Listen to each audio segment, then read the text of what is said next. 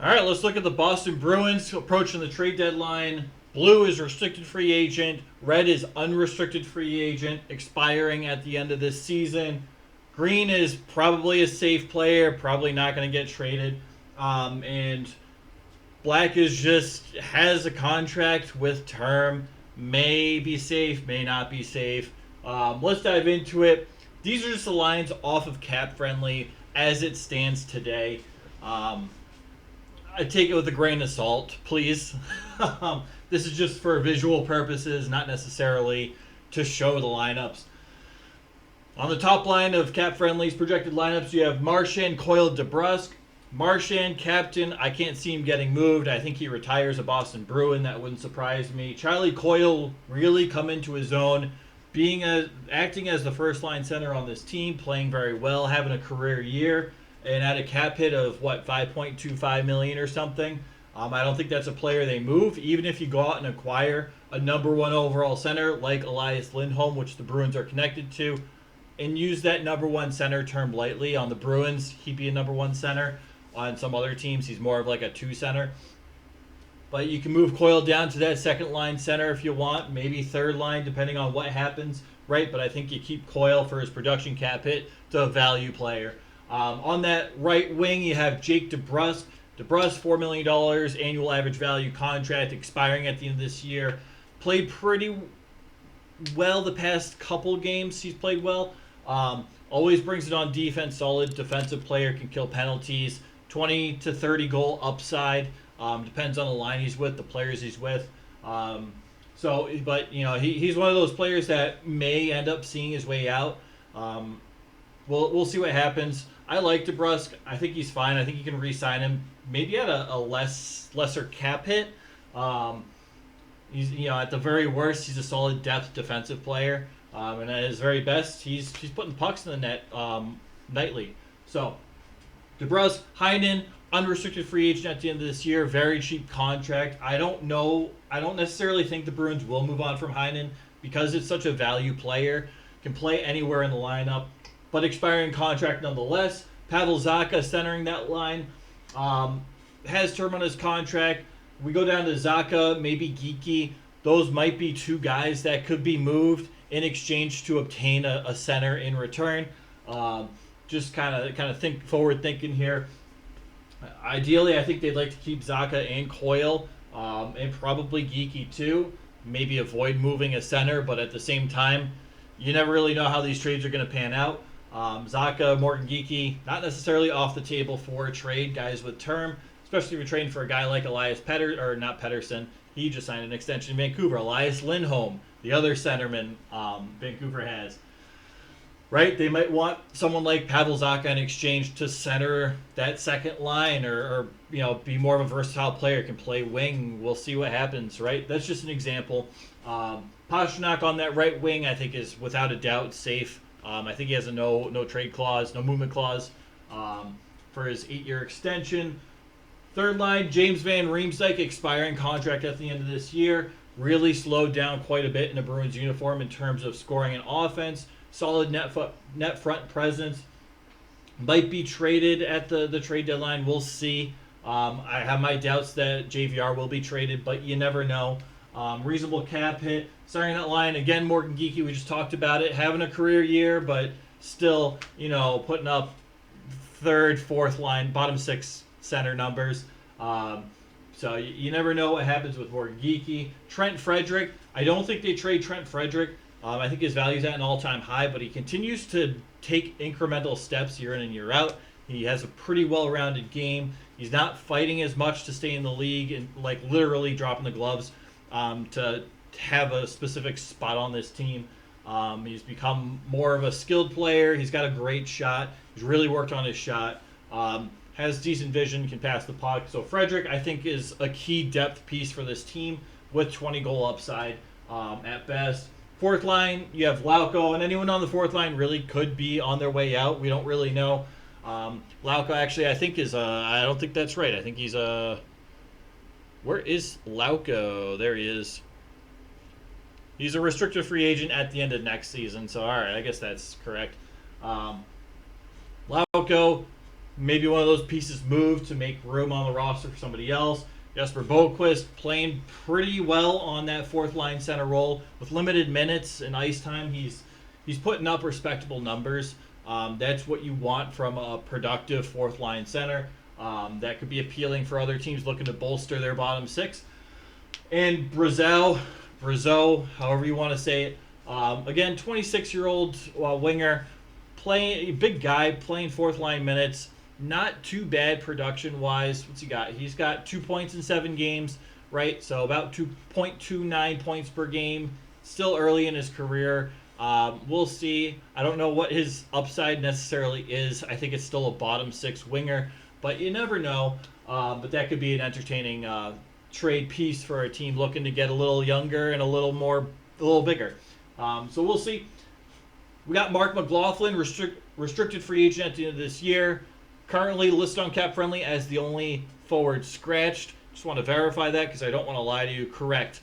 The only 2 scratches on Cap Friendly are McLaughlin and Derek Forbort. So McLaughlin could be a trade piece. It's good depth for the Bruins. Not one of those highly sought after players. Can step in the lineup and play the Bruins style of hockey. So I don't necessarily think he gets traded. The interesting one is Anthony Richard, unrestricted free agent at the end of this year. He's played well whenever he's been in an NHL lineup, considering the amount of average time on ice he gets. His production is pretty solid. He's still young. It wouldn't surprise me to see him get a chance at a full-time NHL job next year and maybe move up the lineup, play a bigger role than he has at any point. That really wouldn't surprise me. So that could be an interesting trade piece for the Bruins. I don't think he'd necessarily be interested in coming back to the Bruins in an AHL position. So we'll see what happens there. Matthew Poitras, that rookie phenom, if you will, out for the rest of the season. He's hurt, but playing that center role, I don't see them trading Poitras. You never know. Again, a guy like Elias Lindholm to come to Boston is going to command a substantial return, and someone like Poitras could be a part of that. We'll see, but I doubt it. Oscar Steen, restricted free agent in the AHL. Oscar Steen probably not getting moved, but you never know. Milan Lucic, I don't see him getting moved. He's still on the LTIR. They're not bringing him back into the roster after his whole domestic violence thing. I think the charges were dropped, but they still didn't want to bring him back. Smart move for Boston upper management, considering that after the whole was it Mitchell or whatever thing, trying to forget that dude's name on purpose, but that was a whole bad PR thing, and Lucic bringing him back would probably also be a bad PR move. So some solid decision making, learning from the past, which is good, right? Lucic is also a player that the Bruins probably need. They need to get bigger. They need a little more physicality. They need a guy that can really drop the gloves. The physicality is lacking a bit. They can throw hits. They can take hits. They can play a physical brand of hockey if they need to. But when it comes to dropping the gloves, when it comes to having one of your star players hurt, you don't have many guys that are really going to step up. You have Trent Frederick. You have Lauko. Maybe Forbort, Wotherspoon, right? But most of these guys are not going to drop the gloves inherently. You have Marchand. Marchand is 5'9". I think he leads the team in fighting majors this year.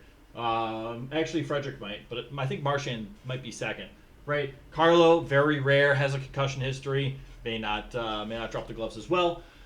So there's also that. Right, the Bruins may be looking to add a bigger piece on that fourth line, which leads you to believe that Brazeau would stay in the NHL lineup. Approaching the playoffs. Who else we got? We got Patrick Brown, AHL/fourth line center. I don't know if he gets moved. I guess he has term. Does he have term? Yeah, he has another year left on his contract. John Beecher, again, young centerman, played some fourth line minutes this year. Was okay. Pretty good defensively and on the face-off top, but in terms of the offense, it's really hit or miss. This is a guy that needs to have NHL experience to grow and develop, so we'll see what happens with him. Jason Megna, expiring contract. I don't even know if he had a shot, right? He doesn't have any games played in the NHL so far this year. So we'll see if some other team wants to acquire him for a depth piece moving towards the playoffs. Fabian Lysell, I think it's the Bruins' best prospect at this point. I don't see them trading it. Well, I don't know. Don Sweeney, he'll trade his picks, he'll trade draft picks, and he'll trade prospects. We've seen so many former first round picks on this Bruins roster be traded for deadline rental deals. Right? Thinking of Ryan Lindgren going to what's it called? The New York Rangers in exchange for 17 games of Rick Nash. Just an example there. I don't even think he played 17 games. He might have. So wouldn't be super surprising. I think realistically, though, this is a player you want to keep. You're running kind of thin on the wings at the NHL level. This is a guy that can come in, probably play a middle six wing position right off the bat, and sustain that, and hopefully maybe replace someone like Brad Marchand, right? I know he's a right winger, so we'll see what happens. Lysell's a right winger, but I'm just saying this isn't necessarily a guy you want to look to trade. But I haven't been following the Providence Bruins too much, so let me know if you have any further insight. Getting on to the defense, Matt Grzelcyk, unrestricted free agent at the end of this year. Just like last year, he has some trade value. Teams are going to look at him as a top 4 D-man. In reality, he's probably more of a third pairing guy. McAvoy plays with probably the 6th or 7th defenseman on this lineup most of the time because McAvoy is that good. Not many players in the NHL can do that and cover up for their defensive partner's deficiencies. We saw that with Jonas Brodin and Matt Dumba. Matt Dumba no longer has Jonas Brodin in Arizona, and as a result, really doesn't have much trade value anymore, right? Grzelcyk, I'm not saying Grzelcyk is going to crash and burn like Matt Dumba. Grzelcyk has really good games and does really incredible stuff. He's a good skater. Drive the puck into the offensive zone. Not a whole lot of offensive production there, but nonetheless, Grzelcyk will have trade value at the trade deadline. He's an unrestricted free agent. You have some depth, right? You have free agency to go out and sign people. Grzelcyk might be one of those good guys to move on from and continue to develop your younger defensive core. Right? Charlie McAvoy, I think, is safe. I don't think there's any way they trade Charlie McAvoy. Mason Lowry coming in. He's playing well. Really blew me away when his first few games in the NHL. Comes across more as an offensive defenseman, but plays pretty solid defense for his age and his role. Still young, still makes mistakes, right? A lot of young defensemen aren't perfect in their own zone, and that's okay. But I really don't see them trading away Lowry. Brandon Carlo as well. I think he's safe too. Great contract for the style of play he provides and the type of defense he provides as well. He's a solid defensive defenseman on a cheap contract with a long-term extension. The only concern with Carlo is really his concussion history, right? How many more concussions can he handle to stay in the NHL? Is he one of those players that's going to have to retire early? So there are some concerns there, but overall, I think Carlo is a solid second pairing defenseman for the Boston Bruins, solid in his own zone. This is a team that relies a lot on defensive first play. Carlo is a big piece of that. Third line, we got Parker Wotherspoon specifically. Restricted free agent, really come into his own this year. Still more of a third pairing defenseman, maybe top 4 defenseman potential in the future, but for now, third pairing is about right, and he's doing well in that third pairing. There are games, he's still young. There are games where there'll be a defensive deficiency that was caused by Wotherspoon, but at the same time, I think his overall game and his continuous growth is good. I don't see them trading Wotherspoon either. Shattenkirk, probably not going to trade Shattenkirk as well, but unrestricted free agent at the end of this year. I expect Shattenkirk to sign an extension for maybe another $1 million for another year with Boston. We'll see what happens though. Shattenkirk could be bundled out in a trade for another defenseman, maybe like Noah Hannafin, for example, from the Calgary Flames. Depth, Derek Forbort, expiring contract in the end of this year. Last year was that penalty kill defensive stalwart. Hasn't really been that guy this year when he's been in games playing defense. Definitely more of a questionable third pairing defenseman at this point in his career. That's okay. Had some really good times in Boston. Might just need a fresh start somewhere else at this point. I don't know if he gets traded for that cap hit. Bruins like defensive depth. They'll go out and acquire more defensemen rather than trade them away.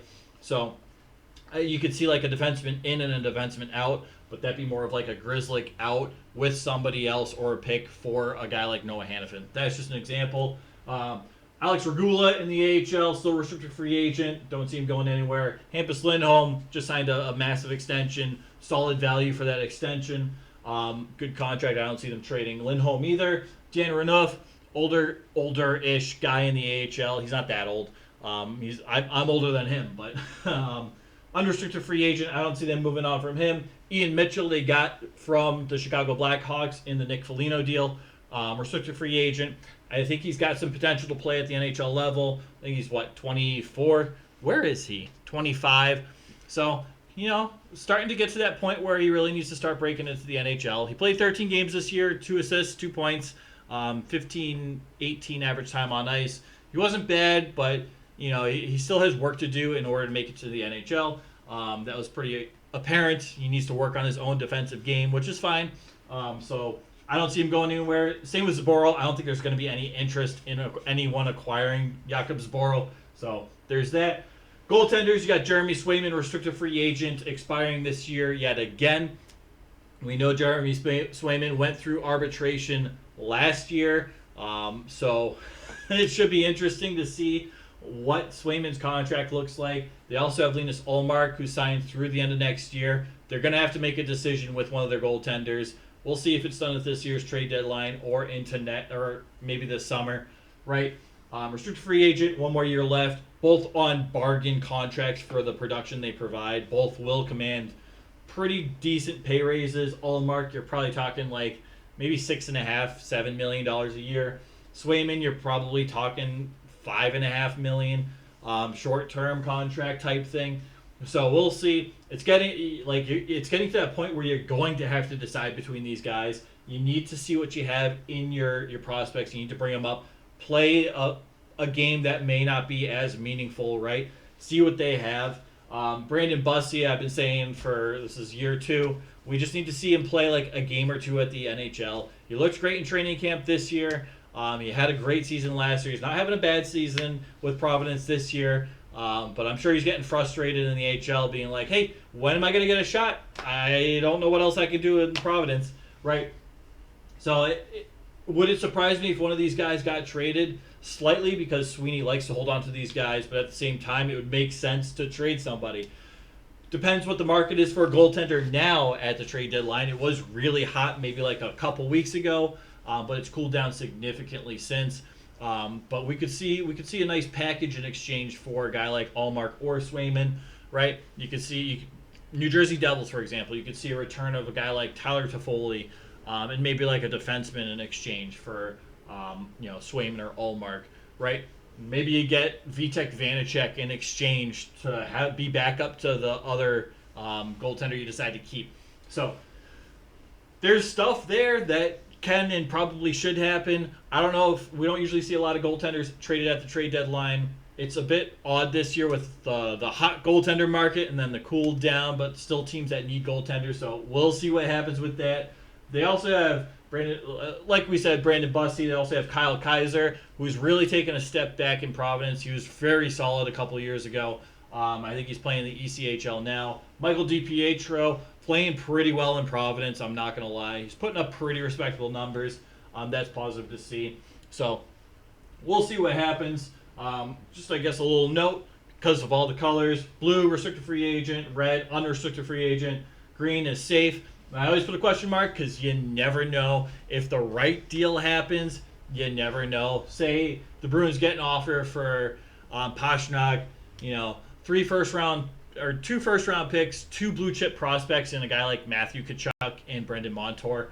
That would never happen, and that's definitely an overpayment for Pastrnak, but you never know, right? If you get that type of call, you have to at least listen and think about it. Whether you pull the trigger or not my decision at this point. But right, so safe-ish. We'll see. If somebody comes over with an offer for Brandon Carlo that's too good to pass up, you might have to do it. Brandon Carlo for Noah Hannafin. Just saying that's one of those very real possibilities that could happen. You never fully know for sure. So that's what I got. pretty much, these are the depth forwards, these are the depth defensemen, including injured reserve and scratch players in the NHL. And these are the three goaltenders. The prospect pool, the unsigned prospect pool, is pretty weak for the Bruins. The Bruins are notoriously a team that will go out and sign hockey players out of Hockey East of the NCAA collegiate hockey in New England, right? That's where we saw Brazel from, right? We got Brandon Bussey from there, for example. I don't know. There's examples. I'm not going to dive into that right now. Because some of these guys, like McAvoy, Coyle, played at Boston University, but were also drafted.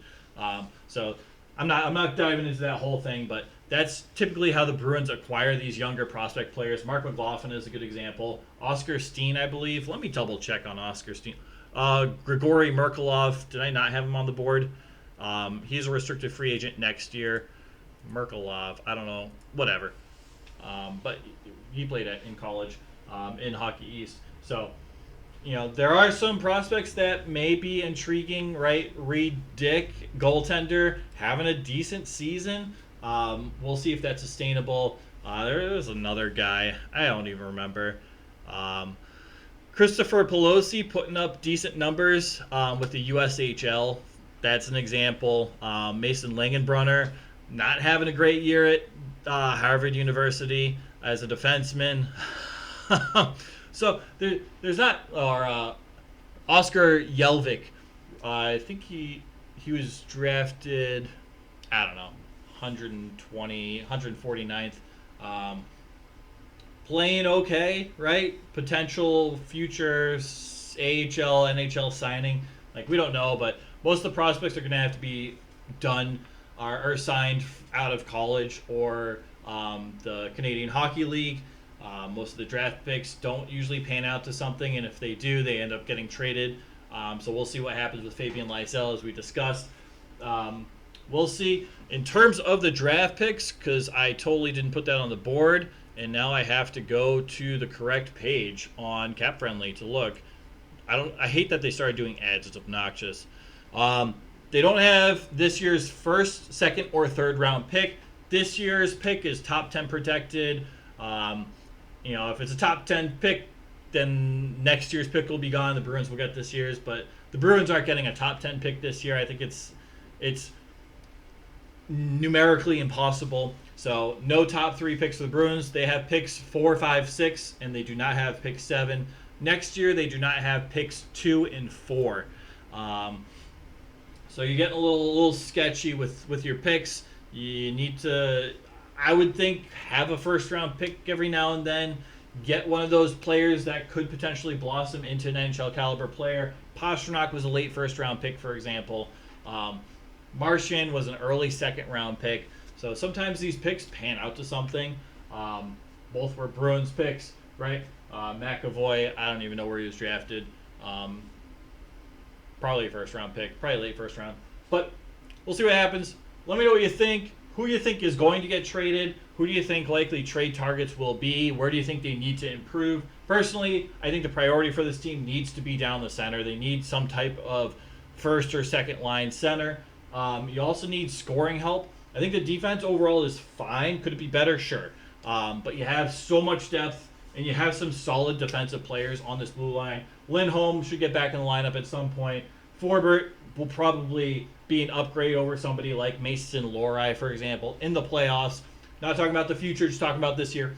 But I think you need to go out and explore your depth in terms of your forwards as well. You need a little more production from your forward group as a whole. Your top line, not the strongest in the world. Your bottom 9, not bad, but could be better. Your second line is very hit or miss. It depends wherever Pastrnak is, that's usually where the points are coming from, right? And you get some players stepping up at certain points. You get some other players really not producing for several games in a row. It kind of creates a mix, and, the offense drives up sometimes. So that's the Bruins. That's where they're at the trade deadline. Appreciate you guys. Take care, all right?